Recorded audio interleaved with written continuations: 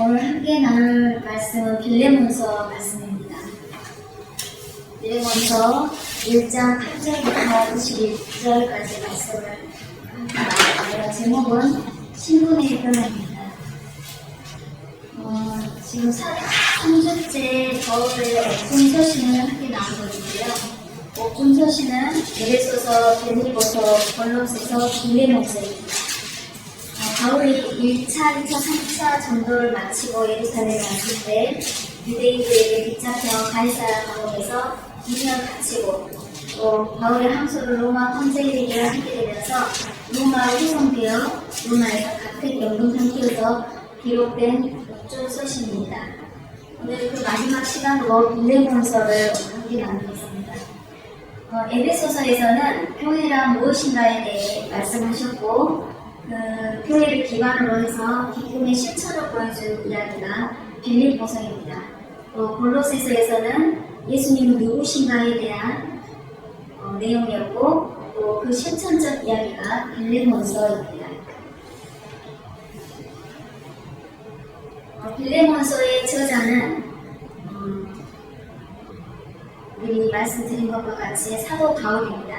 연대는 에베소서와 골로새서와 거의 같은 시기에 기록되었고 바울이 1차로 로마의 가택연금 상태로 수감되었던 AD 62년경으로 추정하고 있습니다. 수신자는 오네시모의 주인인 빌레몬이 수신자입니다. 빌레몬은 골로새 지역의 유력한 부자이고요. 도망나간 오네시모의 주인입니다. 또 골로새 교회의 지도자이기도 하고요. 바울로부터 복음을 듣고 그리스도인이 된 사람입니다. 오네시모는 골로새 지역의 빌레몬의 종입니다. 도망 나와서 로마에서 가택연금 중이었던 바울을 만나 그리스도인이 된 사람입니다. 내용은 그리스도 안에 있는 용서의 사랑과 형제를 말씀하고 있습니다. 옥중서신 4권 중 특히 골로새서와 동시에 기록되었고 수신지도 같습니다.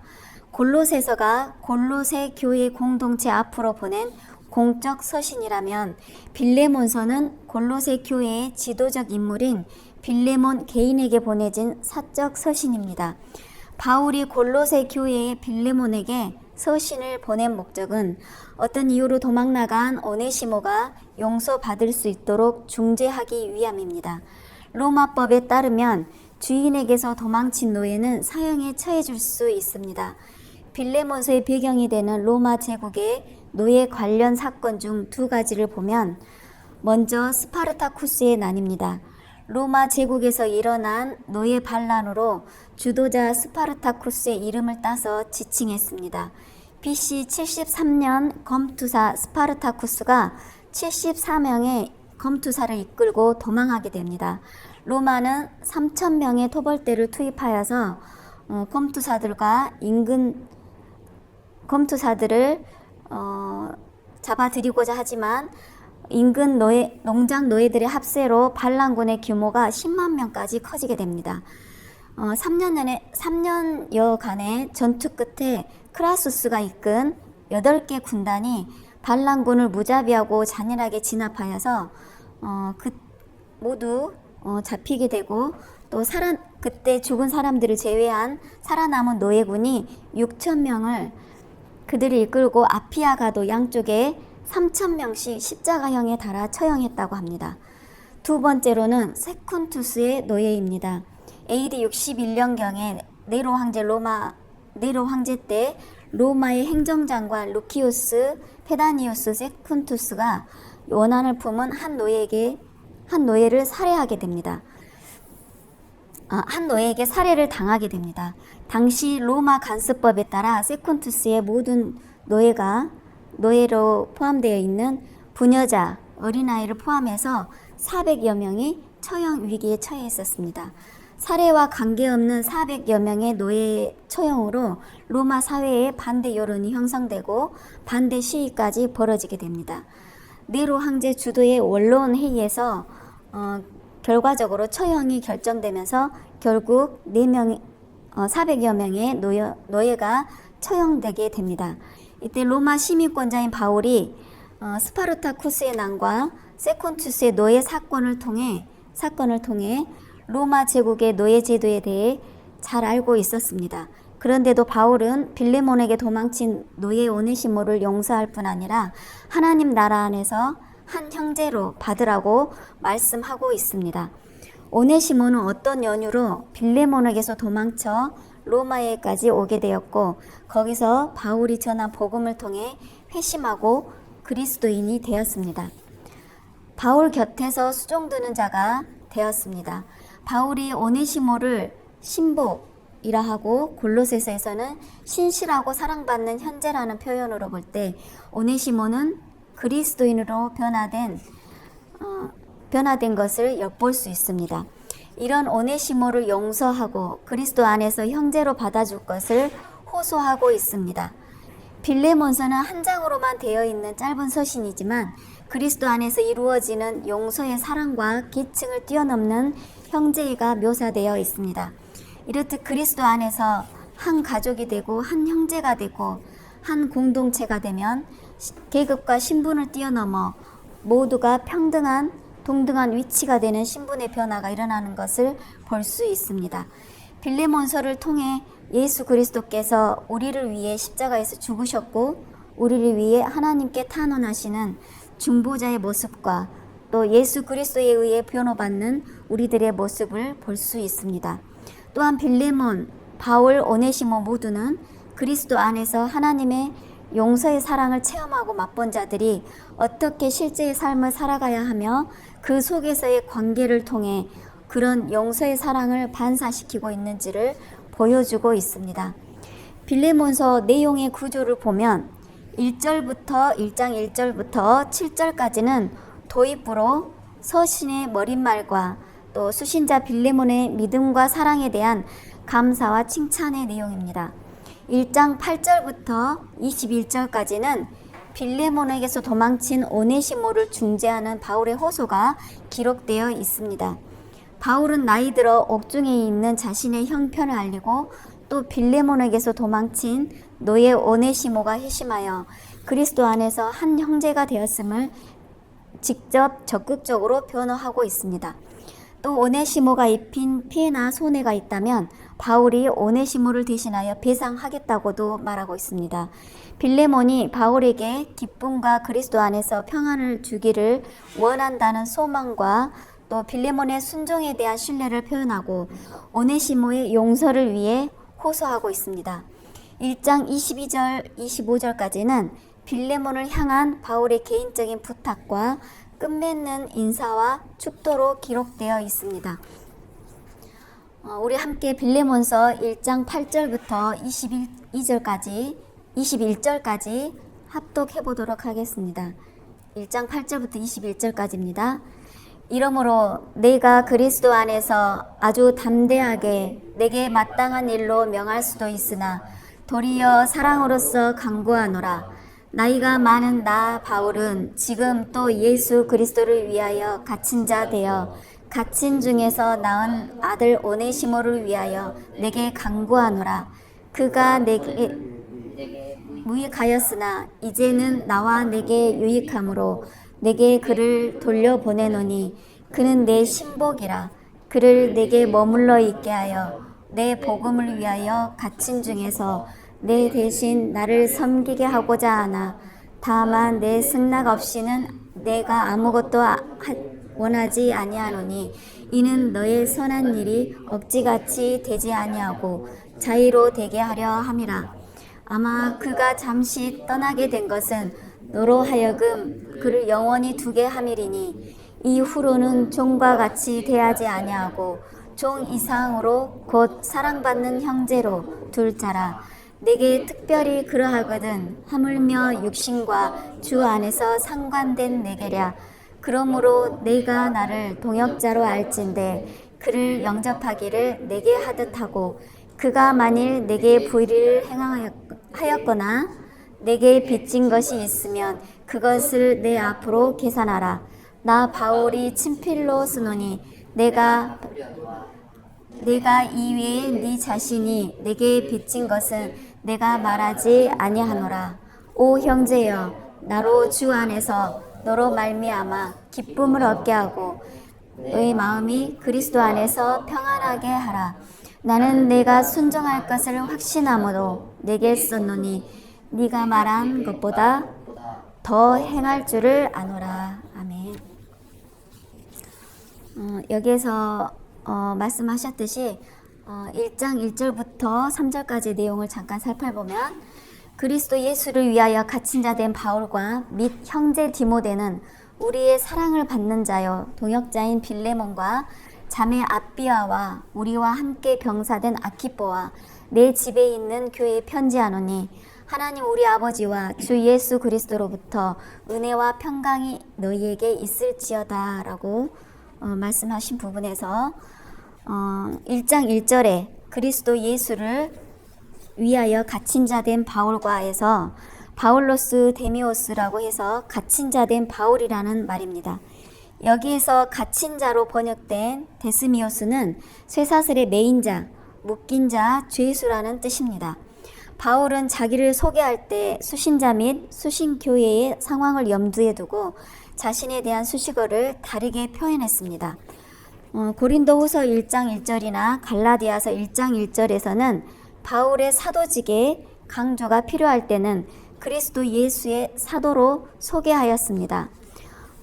사도의 조건을 함께 우리가 찾아보고 읽어보겠습니다. 사도행전 1장 21절부터 22절까지 말씀입니다. 사도행전 1장 21절부터 22절까지의 사도의 조건이 나와 있습니다. 함께 읽어보도록 하겠습니다.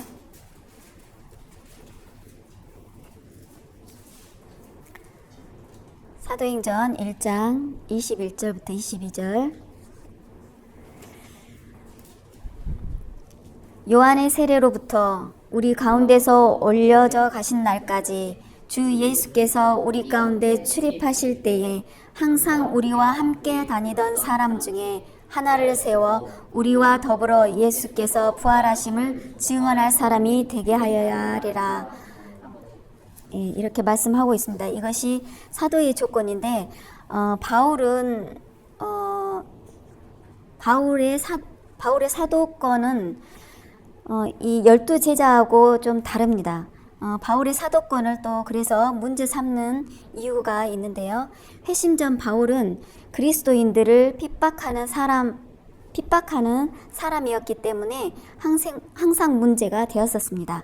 그러나 바울이 예수를 믿는 자들을 잡아들이려 공문을 가지고 다메섹으로 가던 도중에 예수님을 만난 후로 180도로 바뀌어 예수를 믿는 자들을 핍박하던 자가 오히려 예수가 그리스도이심을 죽음을 불사하고 전하는 자가 되어서 사도로 인정받은 자입니다. 예수님께서 택하신 12제자와 다른 방식으로 사도가 되었기 때문에 바울의 사도권을 문제 삼는 사람들이 있었으나 바울의 행적을 볼 때 12제자와 다를 바 없음을 볼 수가 있습니다. 1장 1절에 형제 디모데라는 표현이 나오는데요. 특별히 디모데를 언급한 것은 당시 디모데가 주로 바울 곁에서 수종 들었고 골로새와 빌레몬에게도 잘 알려진 사람이었기 때문일 것이라고 추정하고 있습니다. 디모데는 바울에 비하여 나이가 많이 어리지만 바울은 디모데를 형제라고 부르고 있습니다. 형제라는 아델포스는 문자적으로 한 어머니에게서 태어난 형제를 가리키지만 비유적으로는 동일한 신앙을 갖는 영적 공동체의 일원이라는 의미이기도 합니다. 2절에 아비아라는 이름이 나오는데 이 아비아라는 이름은 가장 사랑하는 자매라는 뜻을 가지고 있는 이름의 여자로 빌레몬의 아내를 말하고 있습니다. 빌레몬의 아내인 아비아는 빌레몬에게 가장 큰 영향을 미칠 수 있는 사람이 그의 아내일 것이라고 생각했기 때문에 언급하였을 것이라고 합니다. 빌레몬의 집에서 모인 가정교회에서 상당한 리더십을 갖고 있었기 때문입니다. 아키포라는 이름은 아키포의 말 뜻은 말 주인이란 뜻을 가지고 있는데 아키포는 빌레몬의 아들입니다. 바울은 아키포를 언급하면서 함께 병사된 자로 소개하는데 문자적 의미로 동료 병사이지만 본문의 의미상으로는 그리스도를 위한 사역과 투쟁의 동료, 즉 복음을 위하여 함께 생명을 내놓고 싸우는 동지를 나타낸다고 합니다. 1장 1절부터 3절까지는 바울의 인사로 시작하고 1장 4절부터 7절까지는 빌레몬의 믿음과 사랑에 대한 감사와 칭찬을 말하고 있습니다. 8절부터 이제 천천히 살펴보도록 하겠습니다. 이러므로 내가 그리스도 안에서 아주 담대하게 내게 마땅한 일로 명할 수도 있으나 도리어 사랑으로서 간구하노라. 나이가 많은 나 바울은 지금 또 예수 그리스도를 위하여 갇힌 자 되어 갇힌 중에서 낳은 아들 오네시모를 위하여 내게 간구하노라 라고 말씀하고 있습니다. 8절에 이러므로 내가 그리스도 안에서 아주 담대하게 내게 마땅한 일로 명할 수도 있으나, 이 부분에서 마땅한 일로라는 표현은 이 표현을 이해하기 힘들 수도 있지만 공동 번역을 보면 그대가 마땅히 해야 할 일이라고 번역하고 있고, NIV는 네가 마땅히 해야 할 일을 하라고 번역되어 있습니다. 또 명령할 수도 에서 명령하다는 것은 높은 위치에 있는 사람이 자신보다 아래에 있는 사람에게 당연히 할 수 있는 강력한 명령을 뜻하는 것으로 바울이 빌레몬에게 그리스도인으로 당연히 해야 할 부분을 명령할 수 있는 권위를 가지고 있음을 나타내고 있습니다. 또 담대하게라는 말은 기탄 없이 공공연하게 솔직하게 하고 싶은 말을 모두 하는 것을 가리킵니다. 다른 사람에 대한 눈치나 배려가 없이 자신이 하고 싶은 말을 공개적으로 또 솔직하게 말하는 것을 가리키는 단어가 여기서는 용기, 담대함이라는 확장된 의미로 사용되고 있습니다. 9절에 간구하노라에서 간구한다는 것은 기도하다라는 의미를 지닌 데오마이가 아니라 옆에서 부르다라는 의미인 파라칼레오로 여기서는 권면하다, 간청하다 중 간청의 의미가 더 강하다고 합니다. 사랑으로 간구한다는 말로 간청의 근거가 사랑에 있음을 또 밝히고 있습니다. 또 여기서 9절에서 나이가 많은 이란 말씀이 있는데, 나이가 많은 이란 뜻은 노인, 또 나이가 많다는 것은 몇 가지 의미가 있는데 노인이나 사신이란 표현이 있습니다. 여기서는 바울 자신을 그리스도의 복음을 전파하기 위해 공식적으로 보냄을 받은 그리스도의 사신이란 사실을 드러내고 있습니다. 따라서 애정어린 노사도의 간절한 호소를 이 9절에서 나타내 보이고 있습니다. 10절에서 갇힌 중에 낳은 아들 오네시모를 위하여 내게 간구하노라 라는 말씀이 있는데요. 바울은 자신이 전하는 복음을 받아들이고 함께 동역하는 자들 가운데 몇몇을 아들이라고 부른 것을 볼 수가 있습니다. 디모데후서 1장 2절과 1장 2절에서 디모데를 믿음의 아들이라 했고, 디도서의 1장 4절을 보면 믿음의 참 아들이라고 했습니다. 갇힌 중에서 낳은 아들이란 표현 역시 바울이 전하는 복음을 듣고 거듭났고 바울의 사역을 많이 도왔다는 것을 볼 수가 있습니다. 또 나타라는 표현은 새로운 존재로 태어남을 가리킵니다. 오네시모는 유익한 자라는 뜻으로 당시 노예들 가운데 흔한 이름이었다고 합니다. 당시 골로새 출신의 노예에 대한 좋지 못한 평판이 많았다고 합니다. 빌레몬의 집에서 물건을 훔쳐서 도주한 오네시모의 행동은 빌레몬의 노여움을 사기에 충분했습니다. 당시 로마 제국의 노예들은 도망하면 사형을 당하였기 때문입니다. 11절 12절을 보면 그가 전에는 내게 무익하였으나 이제는 나와 내게 유익함으로 내게 그를 돌려보내노니 그는 내 신복이라고 말씀하고 있습니다. 바울은 오네시모가 전에는 빌레몬에게 자신의 이름과 반대로 무익한 종이었지만 그리스도를 믿고 성도가 된 후로는 바울에게나 빌레몬에게 유익한 자가 되었음을 말하고 있습니다. 그리스도를 주인으로 모신 후로 오네시모는 진정한 순종과 봉사로 모든 일에 죽게 하듯 최선을 다하는 자가 되었음을 말하고 있습니다. 여기서 신복은 7절에 마음으로 번역된 단어로 창자, 내장을 지칭하는 단어라고 합니다. 긍정적 감정, 즉 친절이나 자비심, 동정심과 같은 추상적 의미로도 사용되는데 여기서는 주인의 마음에 긍정적 감정을 갖도록 해주는 종이나 자신의 가장 사랑하는 자를 가리키는 의미로 사용되었습니다. 당시 부모들이 자신의 생명과도 같은 자녀에 대한 사랑을 표현하기도 했습니다. 예수 그리스도로 하나 된 한 가족이 된 우리 모두에 대한 의미로 사용할 수도 있습니다. 이렇듯 복음으로 모인 참빛 공동체가 복음으로 한 가족이 되었으니 바울의 복음을 듣고 회심하여 동역한 자들처럼 목사님의 사역과 비전을 잘 알고 함께 동역하는 참빛 공동체가 되기를 소망합니다.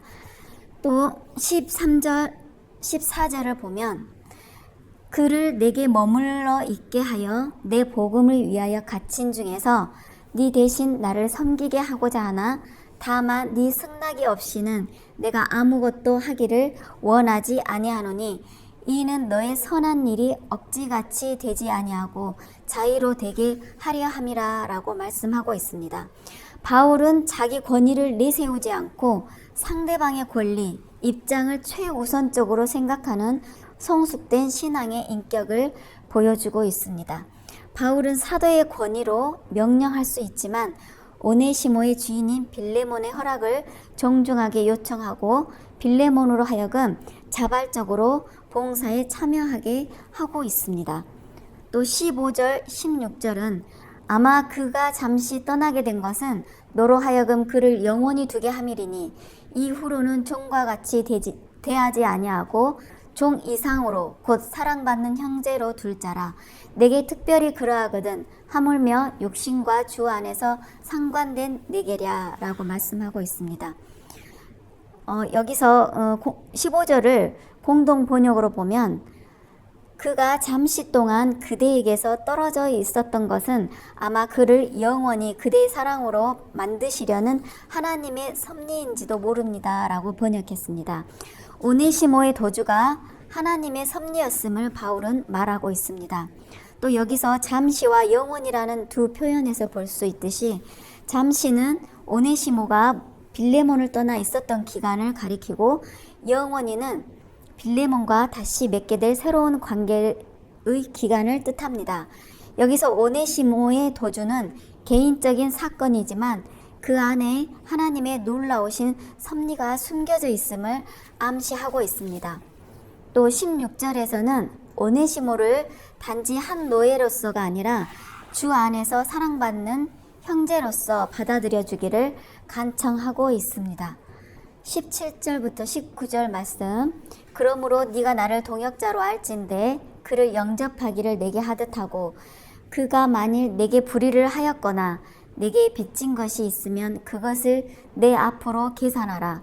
나 바울이 친필로 쓰노니 내가 갚으려니와 네가 이외에 네 자신이 내게 빚진 것을 내가 말하지 아니하노라 라고 말씀하고 있습니다. 17절은 바울은 빌레몬이 만약 바울 자신을 복음의 동역자로 안다면 자신이 보내는 오네시모를 동역자인 자신을 영접하듯이 영접해 달라고 말하면서 바울은 오네시모를 자신과 동일시하고 있습니다. 이 당시의 상황으로 볼 때 오네시모는 노예였으며 도주까지 하였습니다.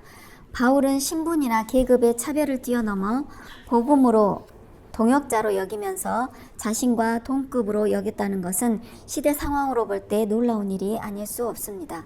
현대는 더욱 차별이 없는 시대를 살아가고 있는 우리들에게 큰 도전을 주는 말씀이며 그리스도의 복음의 사랑과 또 은혜를 더욱 실감하게 하는 복음의 실천적 면모를 여실히 보여주고 있는 말씀입니다. 참빛 공동체가 복음으로 그리스도의 몸된 교회를 바로 세워가고 이렇게 하나 되시는 성도들이 되시길 간절히 소망합니다.